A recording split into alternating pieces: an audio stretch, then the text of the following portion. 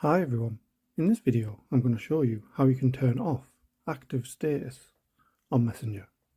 So if you find this video helpful, please give it a like and make sure you subscribe for more useful tutorials. So what you'll need to do is open up Messenger, click on the three lines on the bottom right, then you want to select settings at the top. Once you're on here, just scroll down and you should see active status underneath profile. So click on that.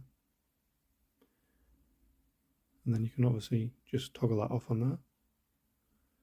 And this will just let you know you won't be able to see when your friends and connections are active, recently active, or in a chat with you. So it'll give you multiple options on there. You can do it for 1 hour, 8 hours, up until the next day. You can also select custom, which will give you the option to pause it for up to a week. So you can just select OK on there, and select the time, and save.